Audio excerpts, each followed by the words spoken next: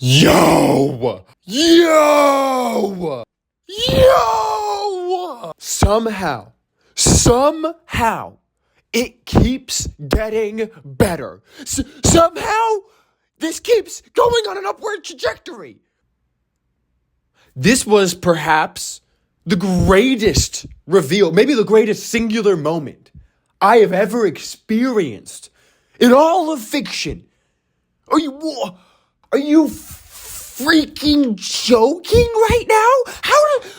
How did he do this? Hello, everyone. Welcome back to the only YouTube channel on the internet. Today's gonna be wild. If you're new here, you're in for a treat, because today's gonna be sicko mode. There is literally 0% chance that I'm gonna be going in chronological order, so let's just hop in to the big moment that I cannot wait to talk about. Oh my god, this is insane. I am, of course, talking about the reveal of Gear 5 and the fruit awakening and the truth behind the gum fruit, and I actually recorded my reaction live to chapters 1043 and 1044, so I'm gonna go ahead and just share those with you now, and then we're gonna get back and I'm gonna dive straight in to the enormous, giant pool of amazing shit that we gotta talk about. Here I go.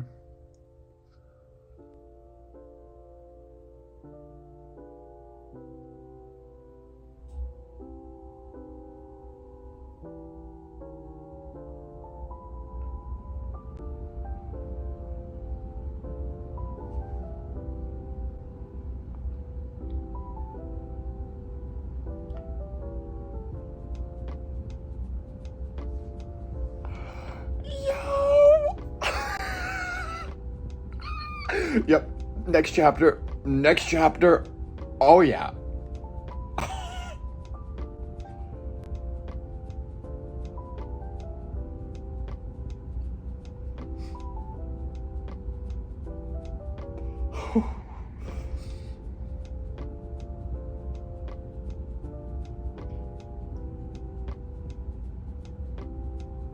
Yeah. I mean, who else was it gonna be? Right? It had to be him. I'm gonna read.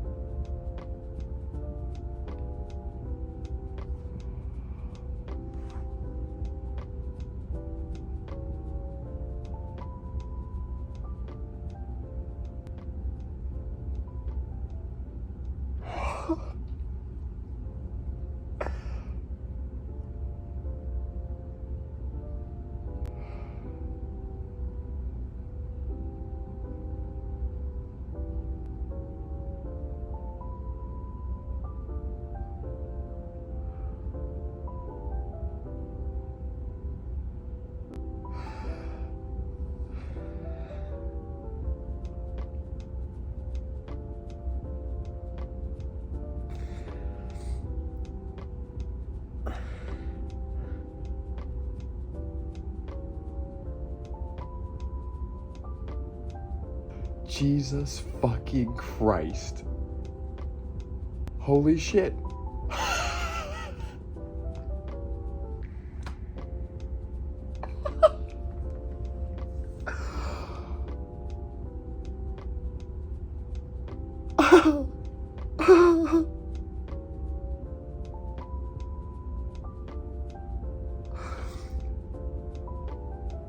I fucking love One Piece, dude. I fucking love it. As you could probably tell from my reactions live, I went through like the full range of human emotions while reading these chapters. I was so overwhelmed with what was done that I was like simultaneously incredibly hype. I like wanted to get up and like run around and scream, but I was like also, this is such a big moment for the story because it's been building for so long, and the reveal is done so well that like it just hit me like a ton of bricks. I cut out actually quite a bit of the me sitting there in shocked silence and like pretty much just crying because it was like 4 or 5 minutes of me just sitting there not knowing how to speak. There is so much to unpack with this moment here where we find out that Luffy's gum gum fruit is actually a human style fruit that is named Nika the Sun God. It is considered to be the most ridiculous power, and it is so frightening, in fact, that the world government has been trying to hunt it down for 800 years to prevent anyone from awakening its true potential. That is fucking crazy that was set up however long ago. People sent me all like the little references that showed just how long Oda has been setting this up. It was like all the way back in Skypiea when we first got introduced to the idea of the sun god, and we got little references and hints that Luffy was that person or was going to become that person. It is crazy how long, like, that's like the craziest thing to me is just how much Oda planned this and that it was right in front of us the whole fucking time. And then all the implications that come from knowing what happened here. Like, my biggest question here is, Shanks knew, right? Like, Shanks had to know that this was like, dude, okay, so if Shanks knew, because this whole thing, he's been like setting up Luffy to be like the new generation, right? And so like, what did he purposely steal the gum gum fruit just to take it here and give it to Luffy so that Luffy could one day potentially awaken because he was like taking a bet on like the new age of pirates because he passed down the hat to him. Clearly he chose him to be like the next. So this had to be intentional, right? This had to be intentional. This 100%, right? But then it begs the question, why did he choose Luffy specifically? Why did he choose him? And why did he need to usher in this new age, right? Was it just on Roger's behest to like potentially have a candidate to find the One Piece? Is that it? Or it's like, there's gotta be more. There has to be more. I want to know. And this is just the tip of the iceberg of all the shit, all the implications of this. This is the beginning. This is the first thing. This is the first thing. The other thing is, clearly, the Sun God is Joy Boy, and that's whoever had it last was the first Joy Boy, I guess. I'm guessing that's what that means. And what relationship did Zunesha and Joy Boy have? And also, what's the thing with everyone can like sense him, and he has like an irregular heartbeat? There's so much mystery about just the form itself, and like all like why is any of this?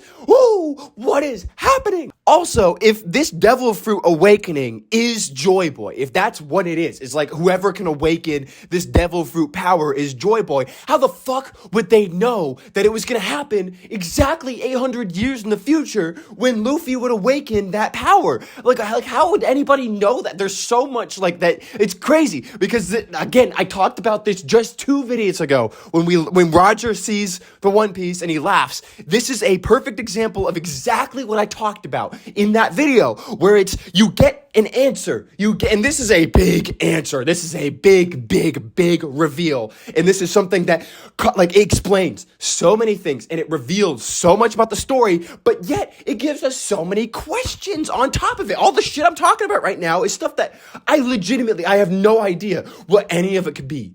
And I'm not even close to done to talking about this, because also it beggars the question, when the world government officials, when the 5 elders are talking about this, they say that the devil fruit seems to have like a will of its own. Well, what? Pardon? Excuse me, bitch? Excuse me? Are devil fruits like somewhat sentient then? Like, what the fuck? What?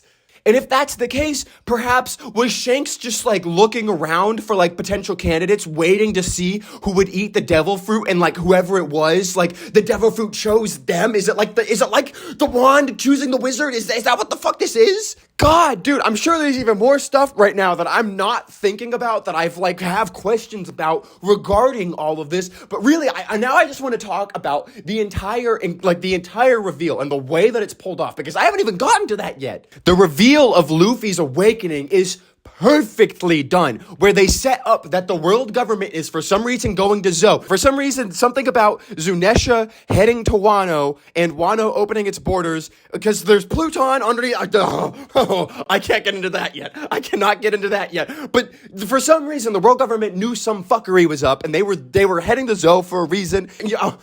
I just said I wasn't going to talk about this, but this is part of the reveal. But the reveal itself, with the way that Luffy wakes up and he's like, I can do everything I want with my powers. I have full control over them. And then when the fight starts back up, and after everyone senses him, and Kaido goes up there, and Luffy's just able to dodge and weave and contort his body into these wacky, silly maneuvers and everything, and then you see him sitting there laughing. He's overwhelmed with humor and laughing, and he finds everything so funny, but yet he's also so intense. And then that one panel, I know it's the iconic panel of him sitting there laughing with his hands up. I'm getting goosebumps just thinking about it.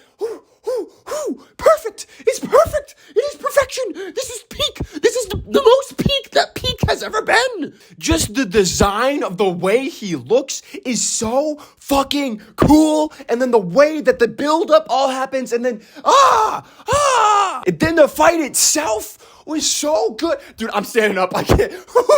I'm too excited right now. The fight itself was so good. It was so good. The way that he gets all wacky and silly, but then he's also got these really cool attacks, like when he grabs the lightning and he throws it down on him, and then Kaido's beating him up, but like he's just kind of contorting to the way that it looks, and then they're fighting, and he gets a giant fist, and he punches Kaido into dude, it was so hype. And the fact that the fight was so good, and that's like not even the thing, that's like not even the crazy thing. It's like all the other shit is what was getting me excited. But now that I'm thinking back on the fight, I'm like, oh my God, that was so awesome. Bro, I'm once again overwhelmed. I thought I was ready to talk about this, but I'm finding myself at a loss for words, because this was just so fucking good. I'm like, I can't even, I'm not even remembering to breathe right now. This is insane. This is the greatest fucking, dude. And this is just, the thing is, there's still so much that I gotta talk about apart from this reveal and this amazing fucking moment, dude. And the fact that Devil Fruit Awakenings were brought up in Dressrosa. We've seen a few people with their Devil Fruit Awakenings, and that we knew this was something that was already set up for Luffy to eventually achieve, was a Devil Fruit Awakening. And then it's so good. It's so fucking good, dude. And it also gives like so much more context and like levity to all the other fucking, like when he discovers Gear 2 for the first time, and when he discovers Gear 3, like all those moments, like on a reread, are going to be so much more hype, because you know that it's building to something, and it gives this progression to strength. It's literally power scaling in a way. It's quite literally power scaling, where you're like advancing up the notches of the ladder, and then at the end is the greatest fucking reveal in the entire story. And you know what's even crazier? You know what's even fucking crazier is that even without this moment, if you took this moment out, just completely deleted it from the story, it would still be a 10 out of 10 arc. It would still, how the fuck do you, like, what? Okay, if I think about anything else that I really want to talk about regarding that, I'm gonna get to it. But now, there is a lot else that I actually really do want to talk about, like, that I am gonna have to get to. So, I'm gonna backtrack all the way back to chapter 1001, because where I left off in my last video was right after all the captains were lining up to fight against Big Mom and Kaido, and then the fight starts literally the next chapter. And just that first, like, couple of chapters, right when that fight starts, is already so epic and so hype, with everyone, like, unleashing their ultimate attacks on Big Mom and Kaido in these gorgeous double spreads that are just, like, the most insanely cool-looking shit you've ever seen in your life. I cannot wait to see that shit animated. And amidst all this epic hypeness is, of course, Oda's trademark humor. I love the moment where they play chicken with each other when Big Mom throws the fireballs at them. And they're like, oh, whoever moves first is a wimp. And then they stand there and they have the hilarious faces on. That great moment, a great moment to show the rivalry between the three of them that persists throughout the end of this arc. Another bit of humor during those big fights is when Law keeps getting asked to teleport people and he gets really mad. He's like, I am not your teleporter, bitch. I'm like, this is not my role. You can't boss me around. I was going to do it anyway. Honestly, Law's whole thing at the end of this arc where he's like trying to be enemies with the other pirates because he's like, oh, well, our alliance is over. No, we're enemies now. But then he's just like goofing around with them also. And it's like, dude, come on. We all know that you're not actually going to kill anyone in the Straw Hats, Law. Come on, dude. But yeah, I feel like those fights at the very beginning with all three of the captains fighting the two emperors, I feel like Oda just had so much fun drawing those amazing attacks and just showing off all the ideas he had for like their ultimate moves.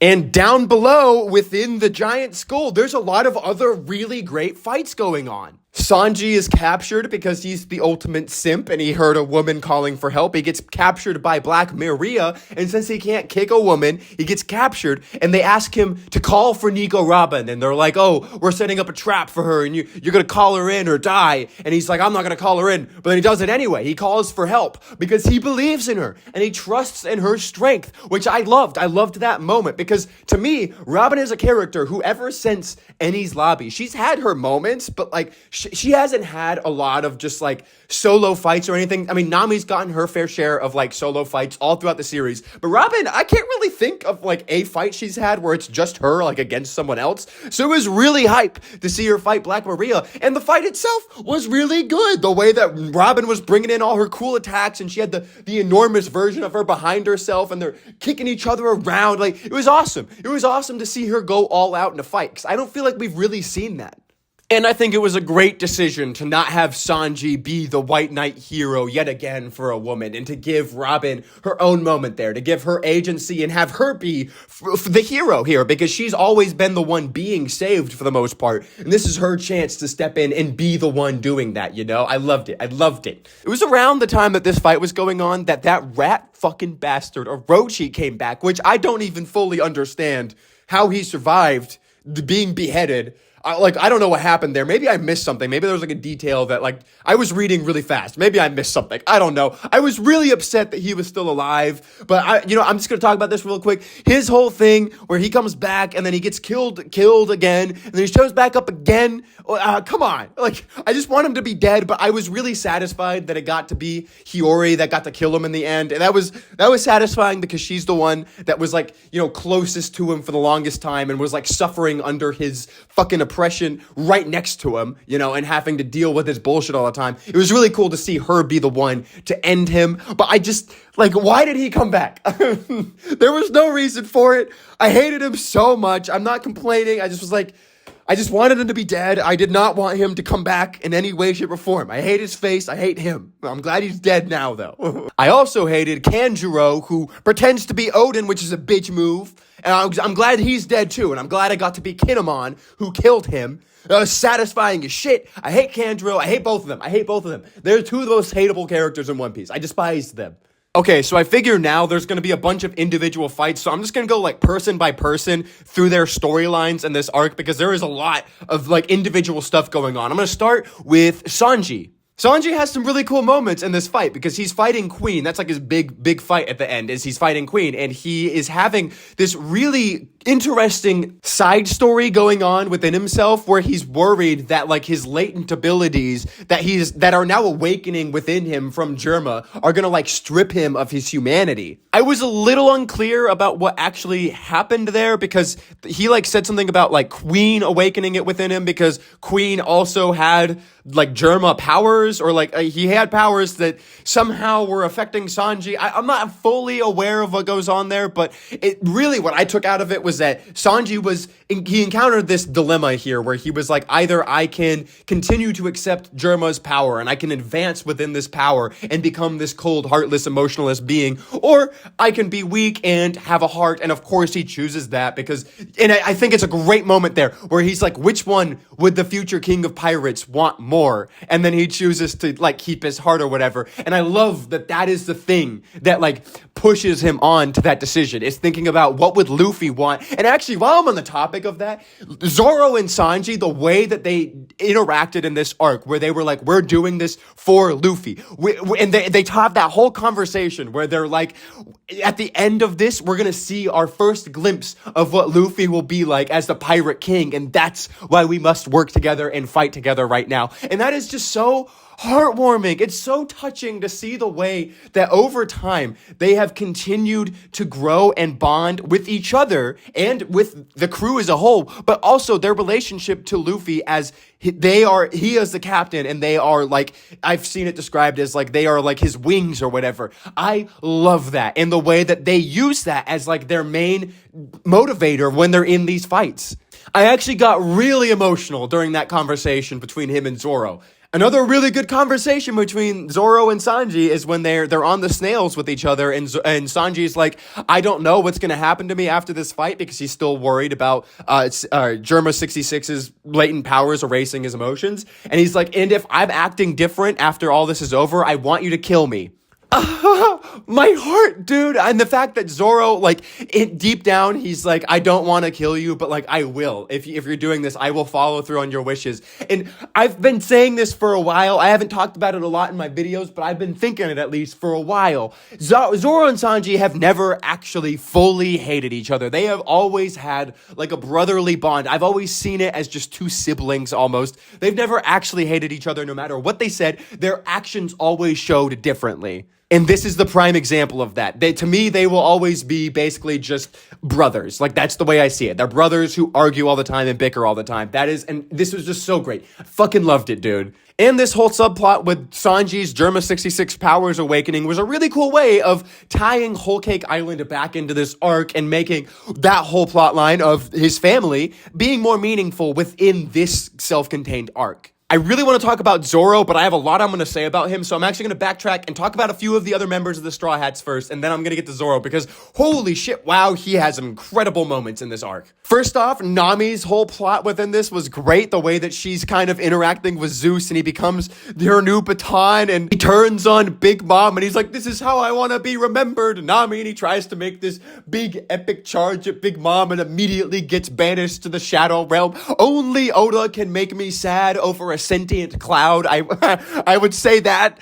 But this is another cool way of tying the Whole Cake Island arc back into this. But the whole thing with Zeus was just, it was funny, but also like endearing for Nami's character to have her own like thing aside from the main plot going on.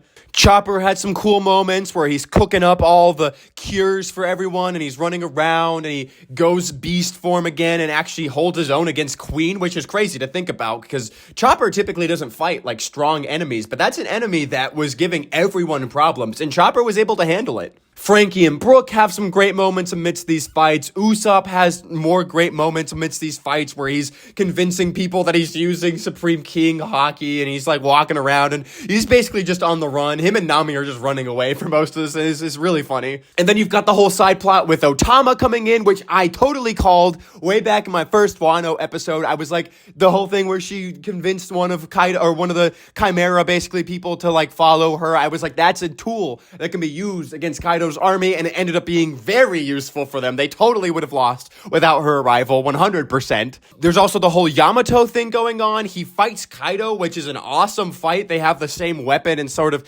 same fighting style, and we learn about Yamato's backstory, and he admired Odin as a child and was literally thrown in a cave to basically starve to death. But the samurai that are all in there give up their food so Yamato can survive. I do think this is a great way of showing just how brutal Kaido is as like a father, which, I mean, obviously, like, I mean, that guy, there's no fucking chance he was like a good dad by any stretch of the word. But I was hoping for like a little bit more of an exploration between their relationship. I didn't really feel like I got the sense of like why Yamato hates Kaido so much and like sort of what drove Yamato to admire Odin so much. I wish that had been explored a little bit more, but I was content with what we got. It was enough for me to be like, I totally get it. Your dad's an asshole. You want to beat him up. I get that. That makes sense. And the whole thing with Yamato protecting Momo was funny because Yamato keeps going, I am Odin. And Momo was like, what the fuck are you talking about? And then Yamato, like the last thing that Yamato really does within the big battle is going to like try and protect the explosives that are on the bottom of Onigashima so that they don't fucking blow up the flower capital, you know? And that, I wasn't super invested in that whole subplot with Kanjuro's spirit like going down to explode everything and setting everything on fire. It felt like a little bit much, but like it was like within all the chaos, it just like added that little cherry on top of like everything is so hectic and all over the place, and now we're adding this on, and it just adds that little flavor of chaos that just kind of spiced the entire thing up because it added that one extra layer to like up the ante even more, which I loved. And I guess I'm just gonna keep going with all the side fights that are going on. There's also the fight between Killer and Hawkins, which was awesome in the way that he like uses the fact that Kid doesn't have a left arm to finally get the final strike in on Hawkins. And then there's the government agents who this whole time have sort of been narrating the battle and keeping track of all the people, but then they're instructed to get Robin because Robin is still a threat because she can read the poneglyphs. And then we have that whole fight with X-Drake and the ex-CP9 guy who is now one of the Toby Roppo. And actually it's really cool because it's during that conversation he talks about the sun god and he talks about the gum fruit going missing because he was the person who was tasked with like delivering it to the government facility when it was stolen by Shanks. And that's just another perfect tiny little bit of foreshadowing before the big reveal later, and I loved that looking back on it in retrospect. And there's also some really great sacrifice moments with like Izo and Ashura, that's the name. When he tackles Kanjuro out and he sacrifices himself and they blow up. I got really emotional. Oh god, there's some great self-sacrifice moments. One that was almost a self-sacrifice with Kinemon. I actually cried. I legitimately cried when Kaido bursts in after everyone thinks Luffy is dead and Momo is picked up by Ninja Lady and then Kinemon's like, go Lord Momonosuke, and then you see like a little flashback of the way that their relationship developed and how he became a father figure for Momo before he gets stabbed in half. I mean, he's not dead, but in that moment I thought he was dead and I cried. Dude, it was so sad. Honestly, the emotional impact would have been harder if he had stayed dead, but I'm glad that he didn't, and it actually kind of works the way that they explained how he survived is because he was split in half by Law however ago, and that never quite healed. But I was devastated for like a solid minute after I finished reading that. I was devastated before I clicked to the next chapter. Anyway, I think I've covered most of the side fights, and now I can finally talk about ZORO because oh my god, dude, there is some crazy shit that goes down. First off, when ZORO is there at the big fight at the beginning with all the captains against the two emperors, he has some badass moments. When Kaido and Big Mom throw their big double attack at everyone, and then ZORO steps up and blocks it for a second. Yo, that was fucking sick, the way that he just steps up and all the captains are looking at him like, holy shit, dude, Zoro's such a badass. And then he manages to send an attack at Kaido that makes Kaido like dodge, and Kaido's like, you have Supreme King Haki too? Well, woo! was a crazy reveal too. Oh my god, I'm getting all hype all over again. That was such a good moment. But like, then there's something up with the blade too, and he's like, and Zoro's like, I don't know what you're talking about. And then and then Zoro, after all this happens, all of his fucking bones are broken because he deflected one of the strongest attacks ever, and they managed to get him down, and Chopper puts him in this hilarious fucking cast. It is actually so funny. I was cackling when Sanji picks him up and is like carrying him through the fight and actually using him as a weapon sometimes, and Zoro's going in and out of being asleep and throwing snarky comments at Sanji. Holy shit, that was one of the funniest bits in any of the fights in One Piece. I laughed so fucking hard. But he's revived using some kind of medicine from Zoe that basically revives you for a short time, but then you get double the pain later, and he goes to fight King, and King was an excellent villain. I did not see that coming at all, because King was just sort of barely around through the first like two-thirds of this arc, and he was just kind of popping in and out. But then when he's actually fighting Zoro, it's a great fight. And while Zoro's still like in the main area fighting King, people are watching him. And this is like one of the craziest moments to me, is that they're watching him and they're like, yo, he looks like this old like master samurai from a long time ago. He's like identical to him. And he brought these two cursed swords to Wano. What the fuck is going on with that, bro? But that's crazy. And the thing is, like, that's only like half of the crazy reveals with Zoro. Because then later on, when King and him are fighting outside, it's revealed that Zoro does, in fact, have Supreme King Haki, and King makes this comment, dude, I'm getting, he makes this comment, and it's like, ooh, you have this goal. I don't remember exactly what he says, but he says something along the lines of like, oh, you also want to be the king of something. Is Supreme King Haki basically just like when someone has a great enough will to like become the king of something, and Zoro wanted to become like the king of swordsmen, basically? Is that where Supreme King Haki comes from? And then we also get a flashback to Zoro's village, where we see that the guy who was like the village elder was the fucking, it was the dude. It was the famous samurai. It was the famous blacksmith samurai guy who made those swords. And it was what his village was named after, which it cannot be a coincidence.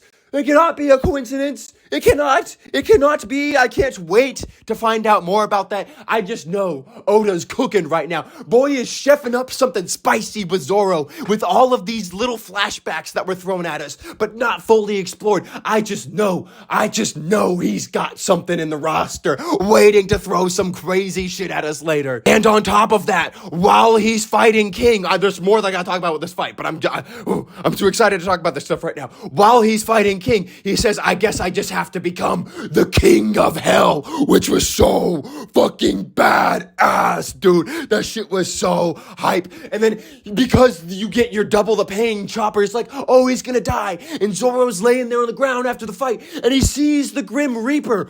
Oh, what? And again, it's just like, he shows it to you, and then we just cut away. I was like, no, what is happening here? I was so scared that he was gonna die for a second, but he didn't die. So what happened there? I don't know what's going on with any of that shit, man, but there's still stuff I gotta talk about with this fight, because also in that fight, I love this moment. This was I cried again. This is another moment that I cried while I was reading it, is when, oh God, I love Zoro so fucking much, dude. I love him. I would marry that man on the spot. No questions asked. 100%. Anyway, Zoro has this moment where he's fighting. And it's right after he gets the reveal of the Supreme King Haki. And King is like, what are you fighting for? I don't know if that's true. He says something. And Zoro says, I have to be the best swordsman for the future king of pirates and my best friend. Him calling Luffy his best friend. I'm gonna cry again. I'm like tearing up. I'm legitimately about to cry. Dude, that was so, I don't know what it was about that moment. I just, hearing him call Luffy his best friend, I'm getting emotional. I'm getting emotional right now. I've always loved, their dynamic has been so special to me ever since the beginning, and just I don't know, like, just the statement of calling him his best friend. I love Zoro so much, and there's so much. Anyway, I want to keep talking about King real quick, because we find out that he's this race that's called the Lunarians. What? What? Also, the first beginning of it is lunar. You're telling me that bitch ain't from space, bro? Eventually, space is gonna be in here, okay? Eventually, space is somehow gonna come into play because fucking Enel went to the moon, bro. He went to the moon. There's no shot. The celestial dragon, something is going on with space. Some kind of fuckery is going on with outer space, okay? Argue with the wall. Anyway, when King's mask comes off, he's kind of hot, okay? And I think it's kind of cool to see the way that he also had parallels with Zoro in a way, where he looked up to Kaido because Kaido saved him from being, like, experimented on. He has wings, by the way, cool, really cool shit, but the way that he also had sort of the same conviction as Zoro, as I have to be the strongest for the strongest man. Like, that's sort of what his ideology was, which is pretty much what Zoro's is. So it was just cool to me to see the parallel between those two characters during their fight, because it was already such a good fight. This is easily the best Zoro fight. These are some of the best Zoro moments in the entire series.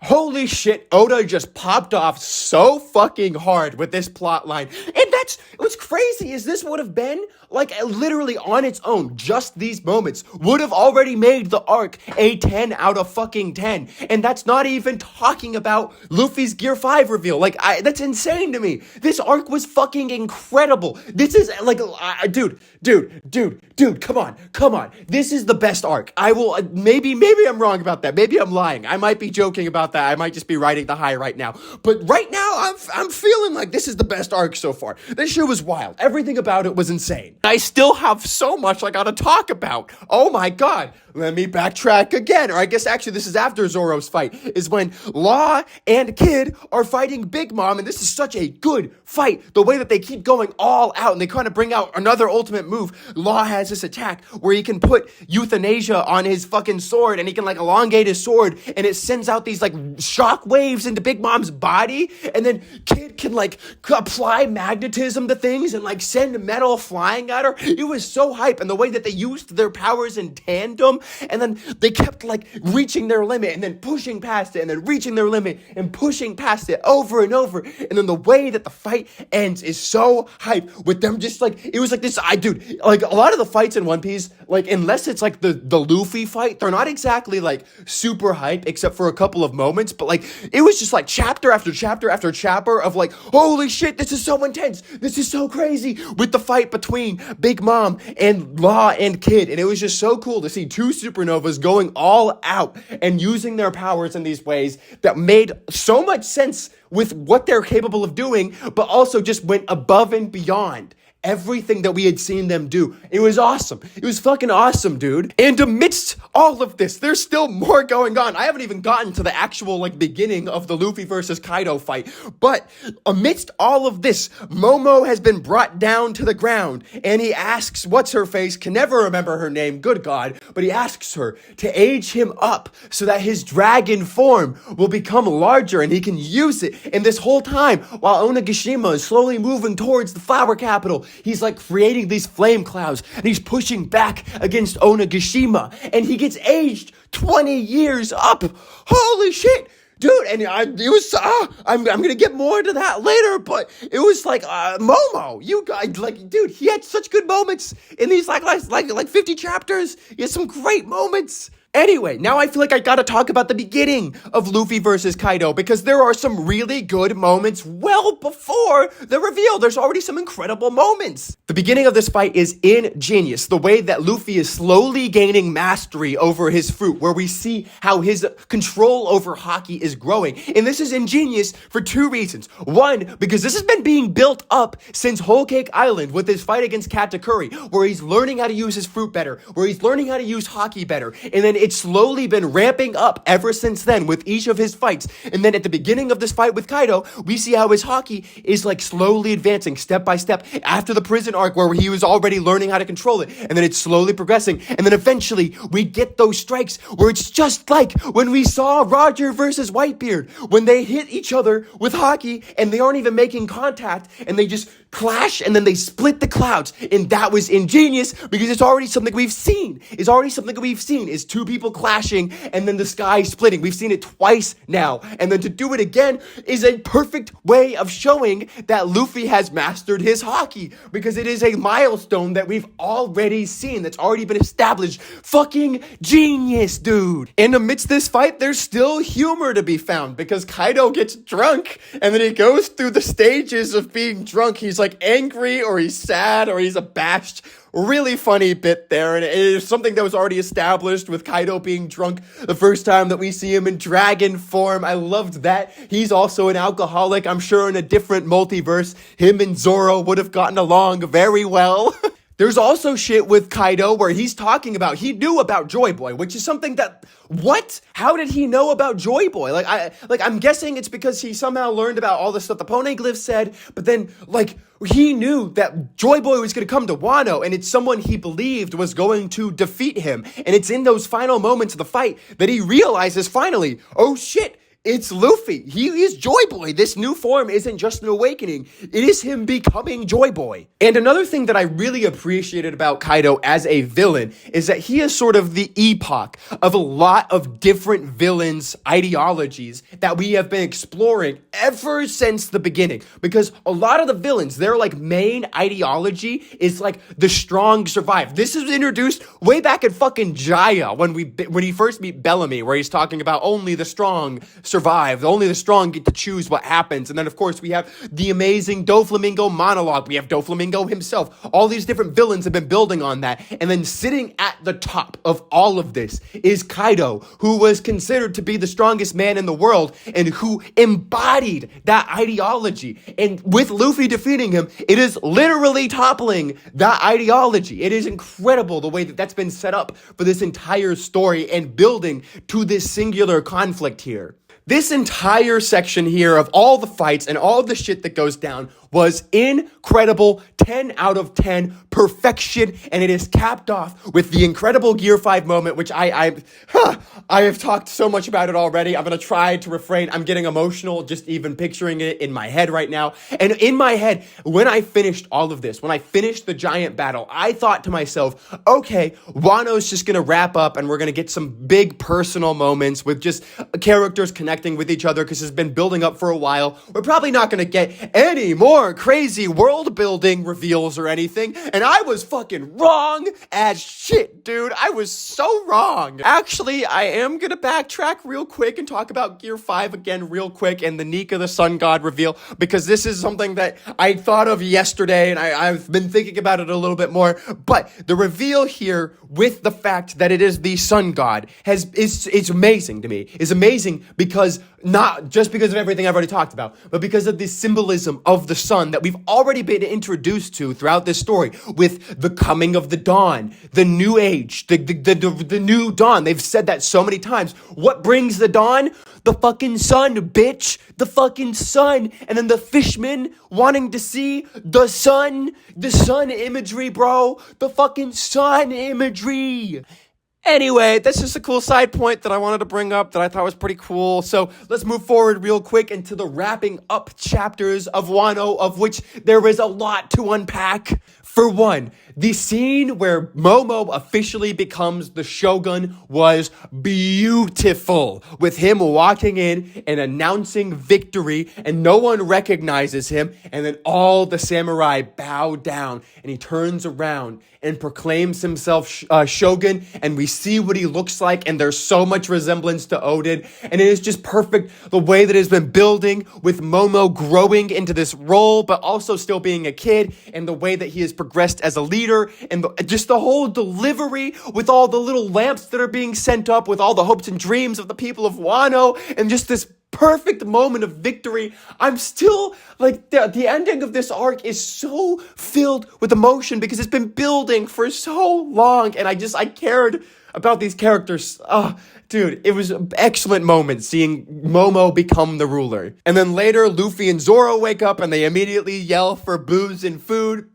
perfect, no complaints there. And we start to see events that are happening outside of the world where everyone's talking about the events that went down with 2 emperors falling. Of course, everyone's freaking out about that because they've been reigning for decades. And we get to see journalist Chicken Guy, who I gotta say, he's low-key kind of a Chad. He's got integrity.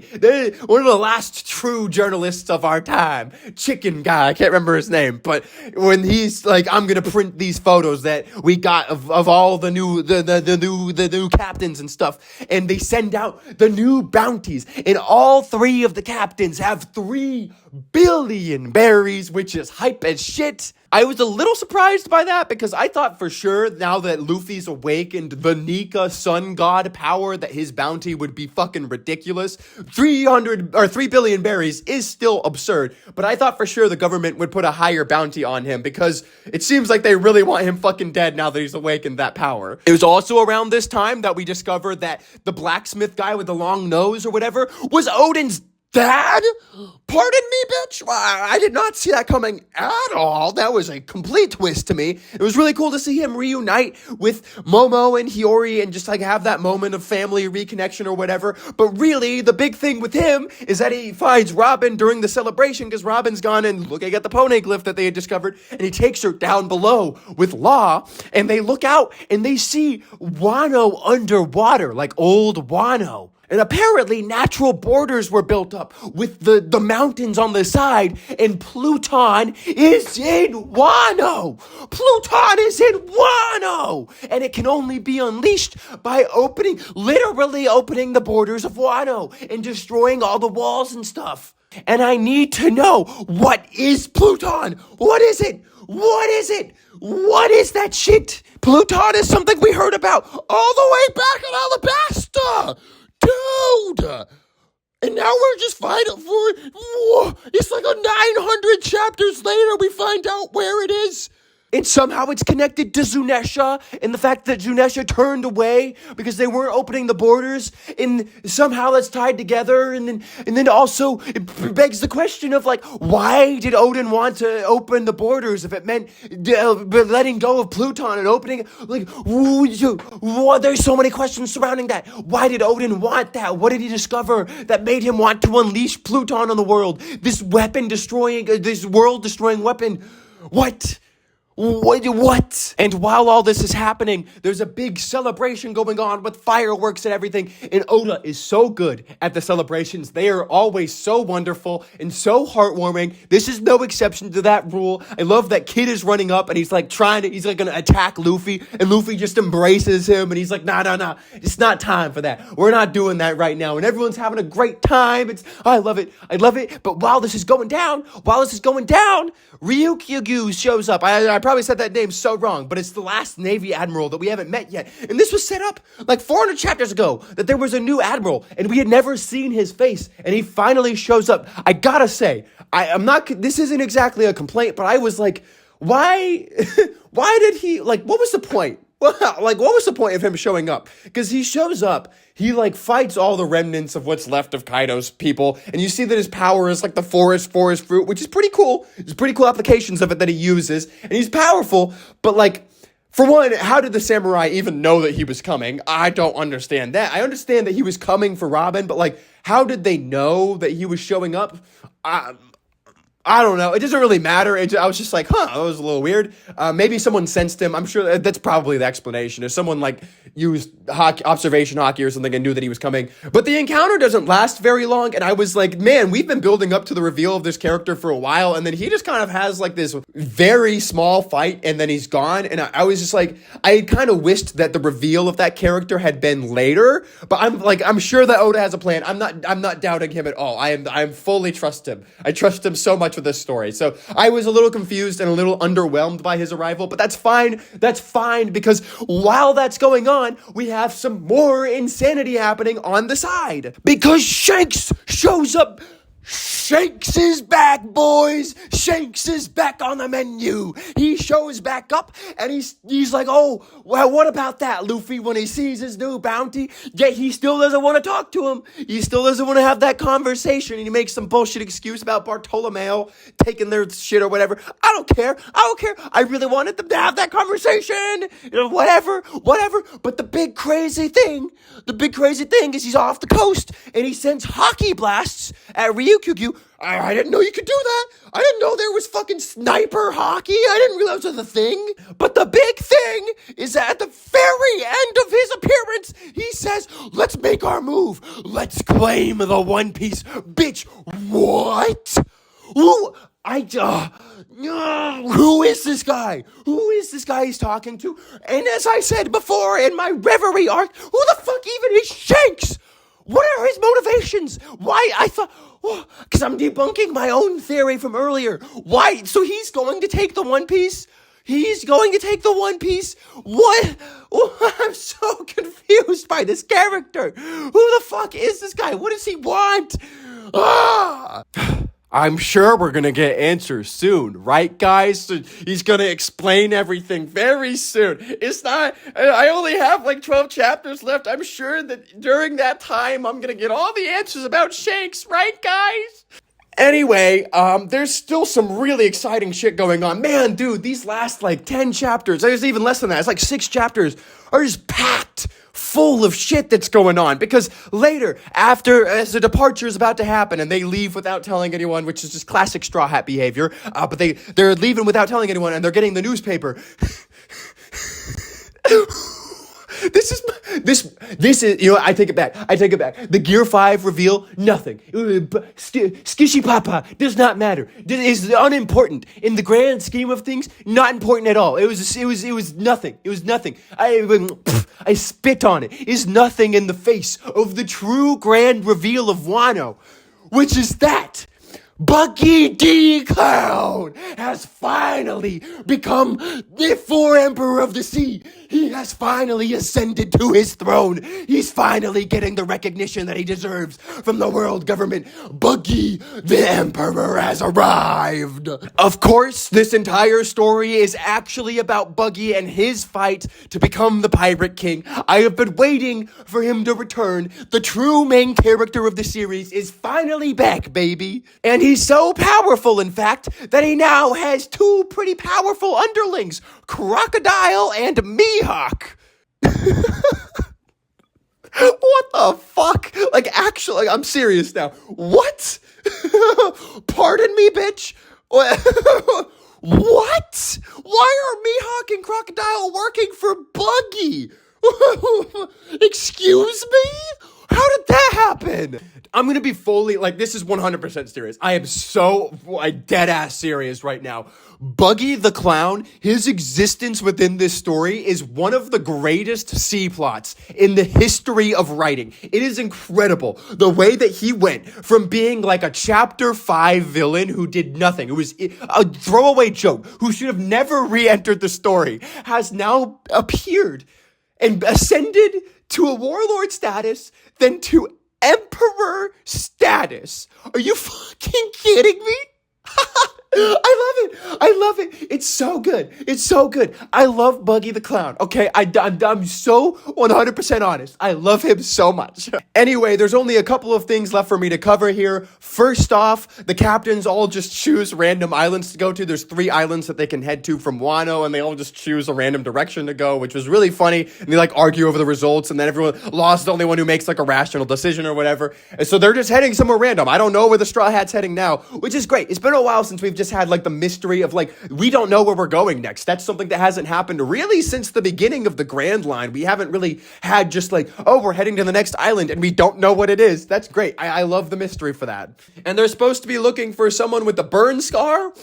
And for some reason, Law and Kid know about it, but Luffy doesn't. Don't know what the fuck's going on with that. And the send-off was fantastic for this arc, where Momo runs down and he hugs Luffy and he starts crying and he's like, don't leave me, after they're trying to pretend like they're angry, or like they are angry. And then he's like, don't leave me, I'm gonna miss you so much. And it just like, it just like, just stabbing me in the heart, bro. Because I've come to love these characters. They've been around for so long. They've been around for hundreds of chapters now. Of course I care about them. And the way that, Luffy and Momonosuke, they have like these brotherly relationship between the two of them. It was just like, I'm gonna miss them so much. I'm gonna miss all the samurai. This is the longest we've spent with side characters in the entire story. They've been around for so long. I'm gonna miss them. I'm gonna miss these people. I wish I could stay with the crew, And then they give them the straw hat, and it's just like what Whitebeard and all the other emperors did all their time in the New World, where they would put islands under their protection, and now Wano is under the Straw Hat's protection, which is great. And just the way it all wraps up with the storytelling and the way that Oda has this poetic language to kind of tie everything together and have these shots of all the people we met along the way and then them having their redemption story. My heart just thinking about it, dude. So good. So fucking good, dude. This entire arc was phenomenal. I'm truly and honestly floored by what this arc accomplished. It is by far, this is the penultimate. Dude, I'm at a loss for words of how to describe everything that I loved about this arc. It encapsulates all of what makes One Piece amazing. The fact that we have the Odin flashback and the Gear 5 reveal in this arc. In the same arc.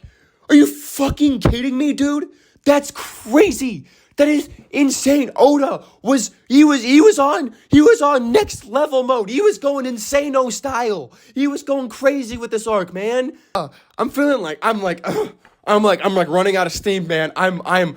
This is so cathartic to talk about. I was so overwhelmed for a whole day after I finished reading this. I'm so happy I finally got this all out of my system. This is amazing. I fucking love One Piece. I love it so much. This is the greatest story. I will stand by this, dude. I think this is the greatest story ever written. I have my reasons for believing that. I might actually make a whole video about why I think that, because I am just overflowing with emotion with this, and I'm just so grateful, man. I'm so grateful to be alive at the same time as Eiichiro Oda, and that I live in the multiverse, that he has been given the opportunity and the willpower to give us this story that is in his brain. I am so grateful to be able to consume it, I love it. I fucking love it, man.